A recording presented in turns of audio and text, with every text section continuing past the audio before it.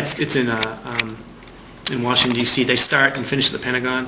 Wow. Army 10-miler. It's like 25,000 runners.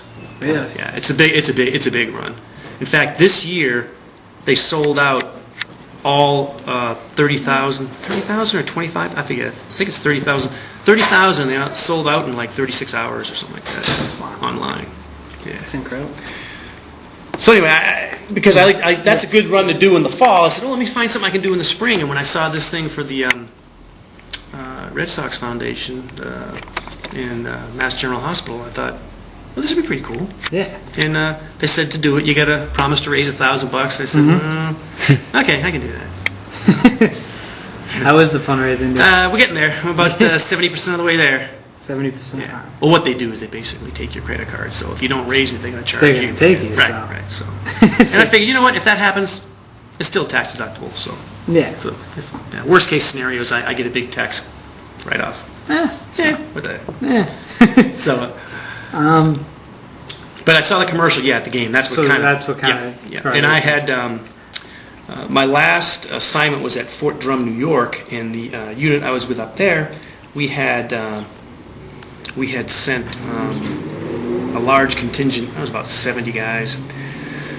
We're in Iraq training the Iraqi police, and so we had some guys that. Don't forget that now. I'll be needing it probably. There you go. Those that haven't some more coffee. You remember when you get home, right? Go to the shower. But we had some guys that got injured there, and so and the interesting, well, I don't know if interesting isn't the right word, but PTSD, post-traumatic stress syndrome, and TBI, traumatic brain injury, which are the two things that they're supporting here. Those are well, like they said, they're kind of the invisible wounds of war. You don't really see it, but it does its damage to people and families. So I don't know what their specifics are, but I just said, you know what, this looks like a good cause.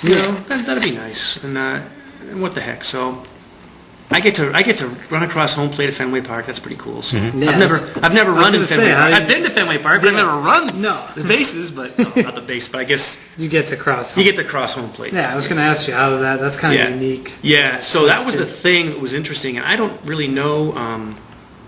I don't think we start inside the park. I think we just finish in the park. You start outside, right? Yeah, and they said this is not really a timed event, so they don't want people fight, because I don't know how they're going to do it, but when you're probably going to get in the park, we're going to have to probably slow down and get in line to walk across. I can't see guys fighting for the sliding at home plate for the finish line. I was hoping. So I think, in fact, they said something like, okay, this is yes, it is time, but it's not really a competition, so don't be, guys elbowing to be the first one across although I'm not worried about being the first one. I like to start off slow and then back off. Oh, okay. Yeah, so you finish right around the end. As long as I finish the same day I start.